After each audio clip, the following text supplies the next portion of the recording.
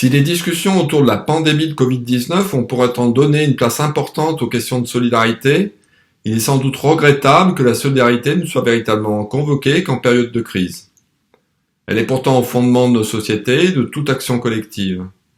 Face aux défis majeurs que nous avons à relever, climat, biodiversité, lutte contre les inégalités, elle est sans doute la principale clé de notre survie collective. Pourquoi donc n'est-on pas capable de maintenir la solidarité en tête de nos préoccupations ? Une partie de la réponse réside certainement dans nos méthodes de gestion. Celles-ci sont encore trop calées sur les approches financières et les calculs monétaires pour nous permettre d'aborder la complexité des enjeux actuels. À l'instar de ce qui a été fait en économie autour de la commission Stiglitz, il y a sans doute tout un travail à réaliser en gestion sur d'autres indicateurs plus soucieux de la prise en compte du bien vivre. Plus fondamentalement, un large terrain de réflexion doit s'ouvrir en gestion sur les approches anthropologiques et sur les auteurs solidaristes. L'ouvrage que je co-signe avec mon collègue brésilien Genauto Carvalho de França Filho participe de ce travail en croisant les questions d'organisation avec l'étude des solidarités. Penser une autre gestion, c'est penser une gestion substantive au sens de Karl Polanyi, c'est-à-dire une gestion non réduite à sa seule dimension marchande, mais ouverte sur les relations et les interdépendances des humains avec leurs milieux naturels et sociaux, en phase avec la soutenabilité environnementale, la démocratie locale et la justice sociale. Il est sans doute nécessaire pour cela de sortir des sentiers battus. Une formule de Gandhi nous y invite lorsqu'il dit « la fin est dans les moyens comme l'arbre dans la semence ». Si l'on suit ce principe, ce n'est plus un calcul d'optimisation qui doit être opéré entre la fin et les moyens, mais un raisonnement éthique et un choix politique. Une question prime alors, quelles sont les fins de nos moyens ?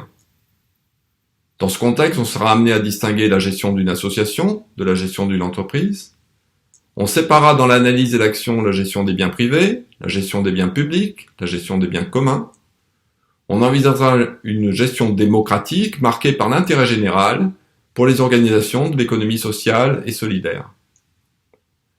Penser une autre gestion, c'est donc penser une gestion qui n'embarque pas avec elle, comme une semence pour l'arbre, tous les prédéterminés de l'économie marchande. Un auteur brésilien, Guerreiro Amos, a écrit un ouvrage qui s'intitule « La nouvelle science des organisations ». Dans ce livre, il montre qu'il n'y a rien de pire que d'exporter la rationalité des organisations marchandes vers toutes les autres, qu'elles soient publiques, associatives ou citoyennes. Une telle démarche menace la pluralité et la capacité de résilience de notre tissu socio-économique. À l'instar des menaces sur la biodiversité, il y a donc, selon cet auteur, des menaces sur la perte de sociodiversité. Le pluralisme des formes d'organisation et des formes de gestion associées en partie lié avec la préservation sur le long terme de sociétés harmonieuses, justes et humainement riches.